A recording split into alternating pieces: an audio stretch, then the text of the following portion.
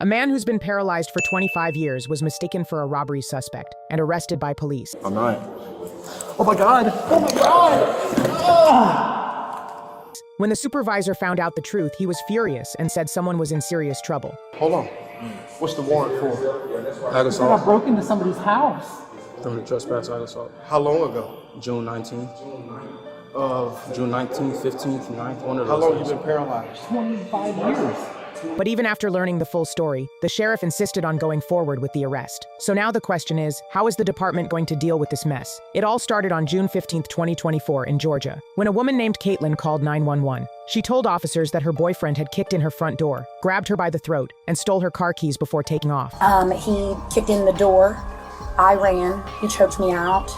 Tried to get the keys from my hand of my truck. But what was strange was that after explaining all of that, she suddenly asked the officers not to press charges against him. Officer Belote, who was handling the case, chose to ignore her request and without launching any real investigation, went ahead and got a warrant for the man's arrest. 9 months later, on March 20th, 2025, that warrant was finally issued, and the suspect Charles Reed was brought in for questioning. According to Ms. Jensen, on this date, you forcefully entered her home and attacked her.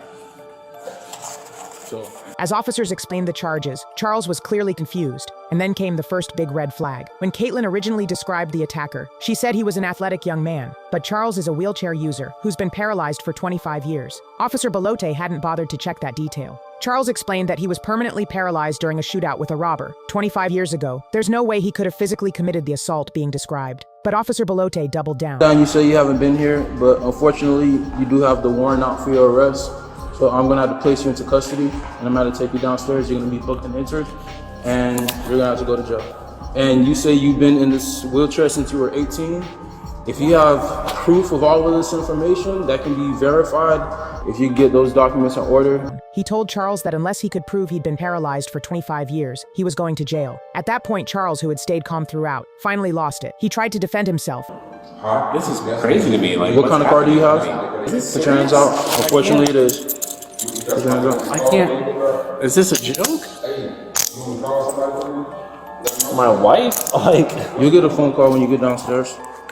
Explaining that a bullet had shattered his spine decades ago, and he simply couldn't follow the officer's commands. During the argument, Charles fell out of his wheelchair and hit the ground in pain. But instead of helping him, Officer Belote just stood there and called for backup. When backup arrived, neither officer did anything. Charles was left lying on the cold floor for 15 minutes until a supervisor showed up. The supervisor helped Charles back into his chair and then asked what had happened. Once he heard the full story, he was stunned and furious, saying Belote's actions were completely out of line. So now the big question is, how will the department fix this massive screw-up? Follow this story and hit like if you want